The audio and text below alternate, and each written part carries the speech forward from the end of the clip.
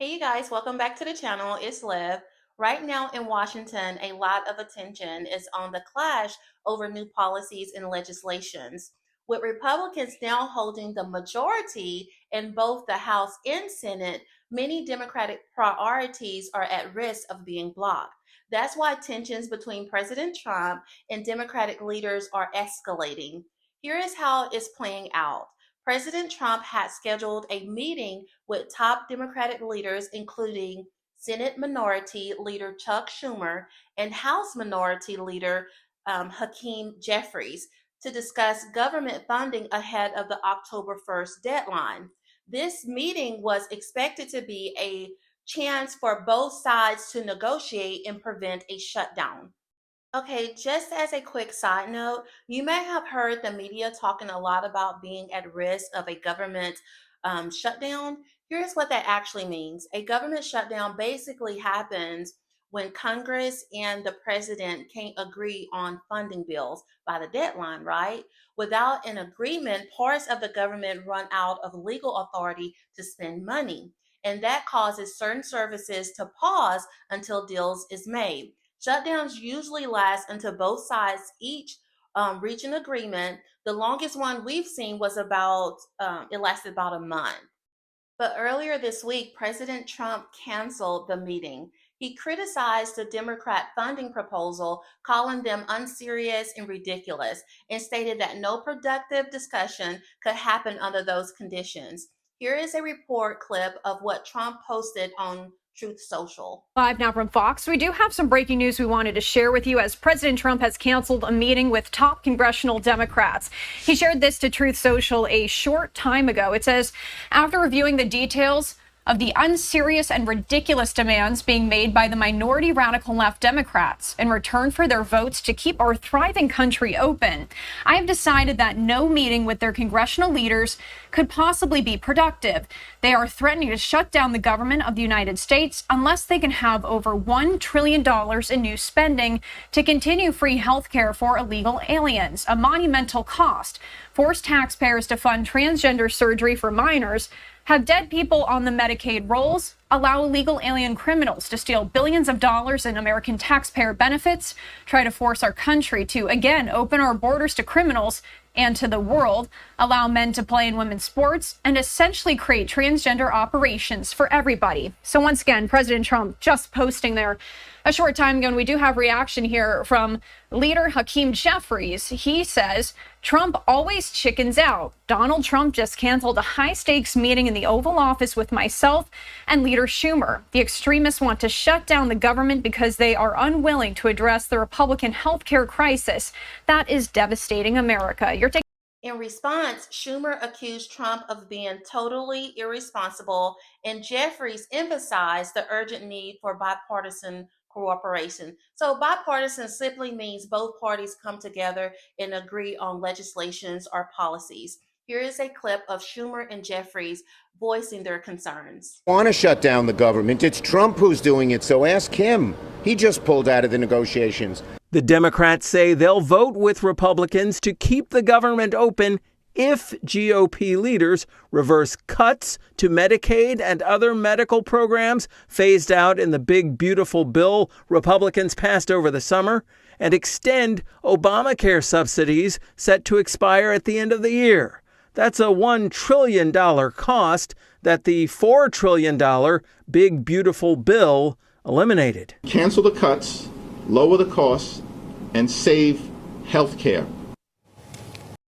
Now, keep in mind, both the majority and the minority parties have tools they can use to stall or influence the process. For example, in the Senate, there's something called a filibuster.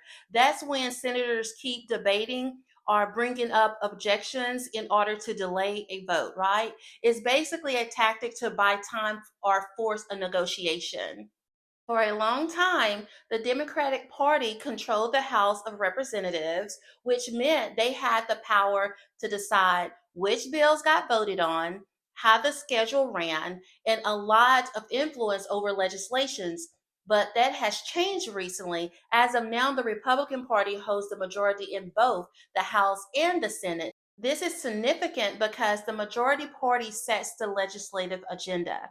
That means they control which bills get scheduled for votes and have a much better chance of getting their priorities passed. Now, for the Democrats, including leaders like Senate Minority Leader Chuck Schumer and House Minority Leader Hakeem Jeffries, this is a bit of a shift.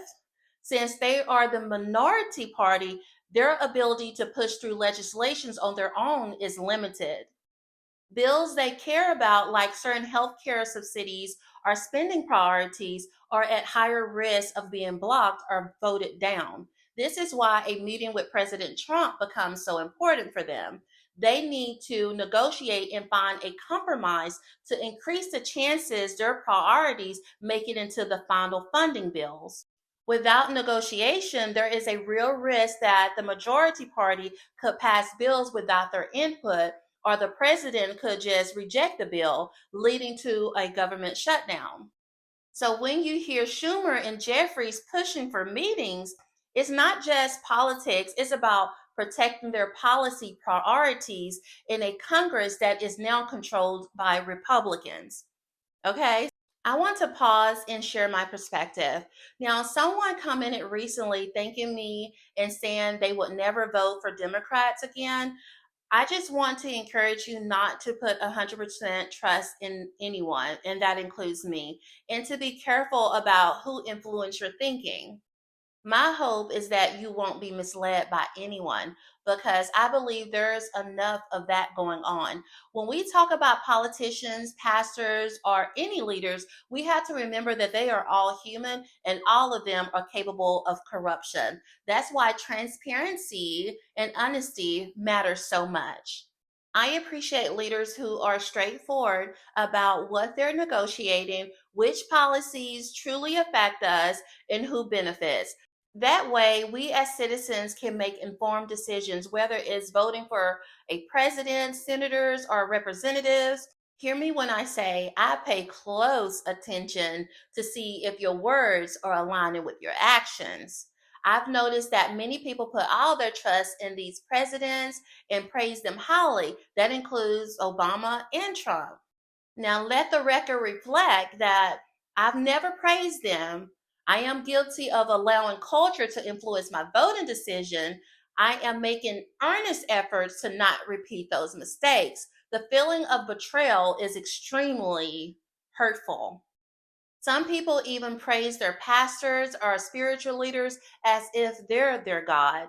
And Lord knows many of them are corrupt and up to no good. Honestly, I believe that nowadays there are more of God's people outside of the church than there are inside. They have completely run God's people out of the church. Some of you understand exactly what I am talking about. As a dog returns to its vomit, so does a fool return to their foolishness. My Heavenly Father taught me not to lean on my own understanding and to ask Him for wisdom, and He will give it generously without finding fault. I'm going to put all my trust in His promise. It's been proven to be true. So, my encouragement is this: don't put blind trust in any person. Pray, ask God for wisdom and discernment. Think for yourself. Leaders, whether in politics or in spiritual spaces, are flawed and even corrupt. But if you let God guide your judgment, you'll be able to recognize what is good, true, and right. Let us know your thoughts. What do you think about both parties' agreements? Which policies do you believe truly benefits the American people as a whole? And which ones are more about serving a party's agenda? Thank you for tuning in. If this video gave you hopeful insight, don't forget to like and subscribe. I really appreciate your support. Stay tuned, and I'll see you in the next one.